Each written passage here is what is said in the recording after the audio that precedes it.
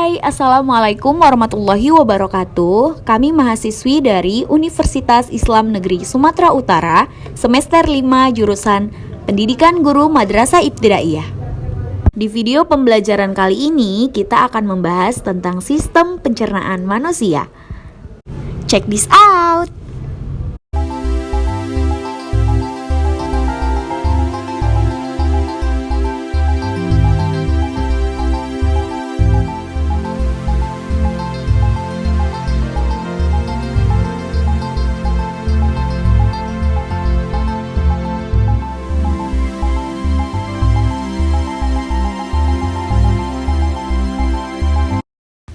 Sistem pencernaan merupakan serangkaian jaringan organ-organ yang memiliki fungsi untuk mencerna makanan. Berdasarkan prosesnya, pencernaan makanan dapat dibedakan menjadi dua macam, yaitu proses mekanis dan proses kimiawi. Proses mekanis yaitu pengunyahan oleh gigi dengan dibantu lidah serta peremasan makanan yang terjadi dalam lambung. Yang kedua, proses kimiawi. Proses kimiawi yaitu pelarutan dan pemecahan makanan oleh enzim-enzim pencernaan dengan mengubah makanan yang bermolekul besar menjadi molekul yang berukuran kecil. Adapun proses pencernaan makanan meliputi: pertama, ingesti, yaitu pemasukan makanan ke dalam tubuh melalui mulut. Yang kedua, mastikasi, proses pengunyahan makanan oleh gigi. Yang ketiga, deglutisi, proses penelan makanan di kerongkongan. Yang keempat, digesti, pengubahan makanan menjadi molekul yang lebih sederhana dengan bantuan enzim yang terdapat di lambung. Yang kelima, absorpsi, proses penyerapan yang terjadi di usus halus. Dan yang terakhir, yang keenam, defekasi, yaitu pengeluaran sisa makanan yang sudah tidak berguna untuk tubuh melalui anus. Organ pencernaan manusia terdiri atas 6 organ. Yang pertama, mulut. Makanan pertama kali masuk ke dalam tubuh melalui mulut. Makanan ini mulai dicerna secara mekanis dan kimiawi. Di dalam mulut terdapat beberapa alat yang berperan dalam proses pencernaan, yaitu gigi, lidah, dan kelenjar ludah. Gigi pada manusia berfungsi sebagai alat pencernaan mekanis. Di sini, gigi membantu memecah makanan menjadi potongan-potongan yang lebih kecil.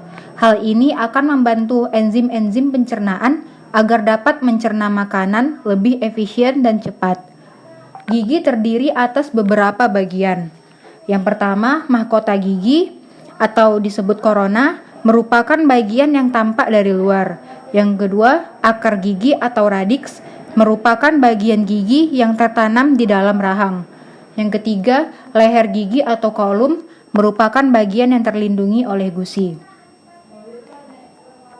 Di dalam mulut, yang kedua ada lidah. Lidah dalam sistem pencernaan berfungsi untuk membantu mencampur dan menelan makanan, mempertahankan makanan agar berada di antara gigi-gigi atas dan bawah saat makanan dikunyah, serta sebagai alat perasa makanan. Lidah dapat berfungsi sebagai alat perasa makanan karena mengandung banyak reseptor pengecap atau perasa.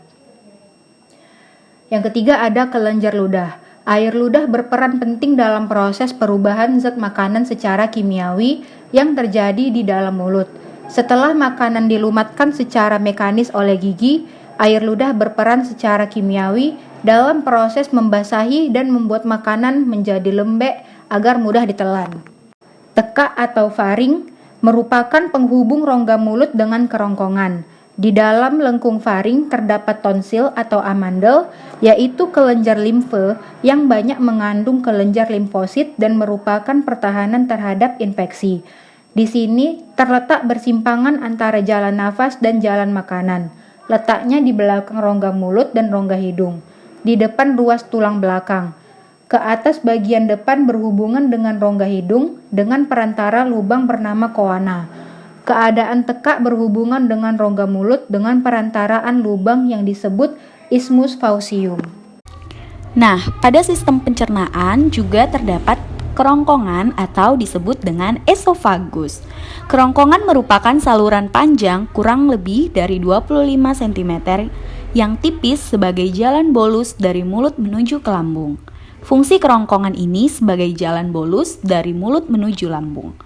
Bergeraknya bolus dari mulut ke lambung melalui kerongkongan disebabkan adanya gerak peristaltik pada otot dinding kerongkongan. Gerak peristaltik dapat terjadi karena adanya kontraksi otot secara bergantian pada lapisan otot yang tersusun secara memanjang dan melingkar.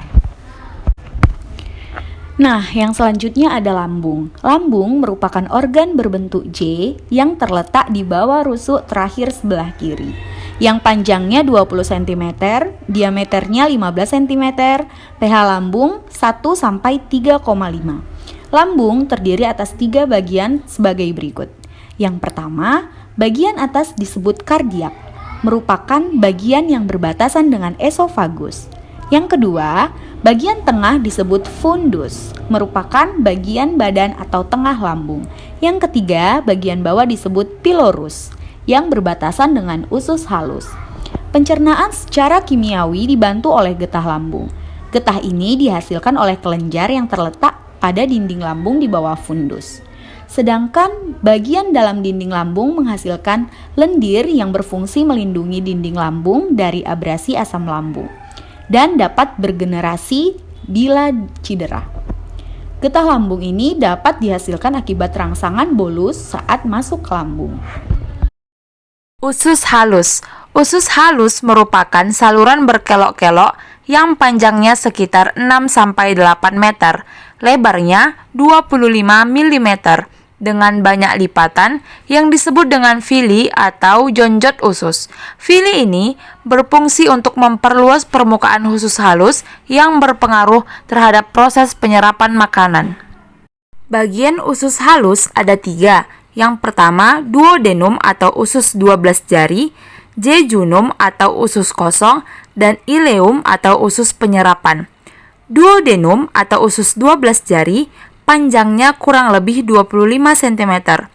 Usus 12 jari atau duodenum adalah bagian dari usus halus yang terletak setelah lambung dan menghubungkannya ke usus kosong. Jejunum atau usus kosong panjangnya kurang lebih 7 meter. Usus kosong atau jejunum terkadang sering disebut dengan yeyunum adalah bagian kedua dari usus halus di antara usus 12 jari atau duodenum dan usus penyerapan atau ileum. Dan yang ketiga adalah ileum atau usus penyerapan yang panjangnya kurang lebih 1 meter. Usus penyerapan atau ileum adalah bagian terakhir dari usus halus. Usus ini memiliki panjang sekitar 2-4 meter dan terletak setelah duodenum dan jejunum dan dilanjutkan oleh usus buntu. Usus besar. Usus besar atau kolon memiliki panjang kurang lebih 1 meter dan terdiri atas kolon ascendens, kolon transversum, dan kolom descendens. Zat-zat sisa di dalam usus besar ini didorong ke bagian belakang dengan gerakan peristaltik.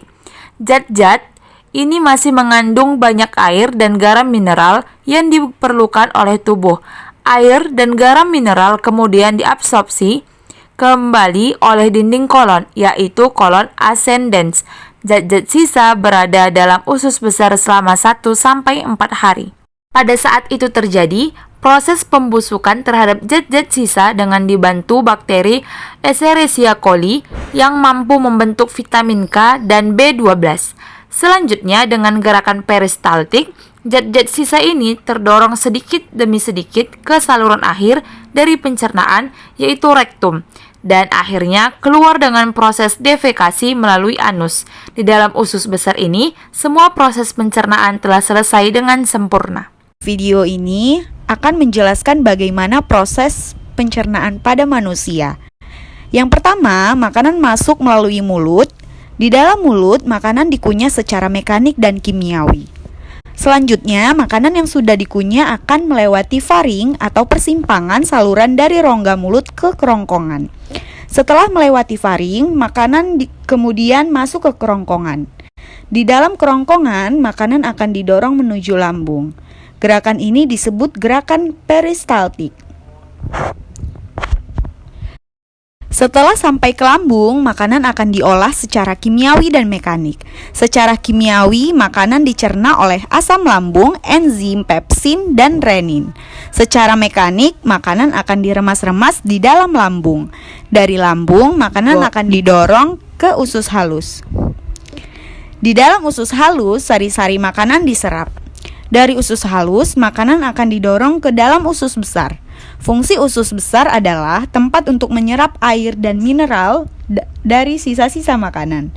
Makanan yang sudah dicerna akan dikeluarkan melalui anus. Adapun beberapa cara yang dapat dilakukan untuk memelihara sistem pencernaan pada manusia yaitu sebagai berikut.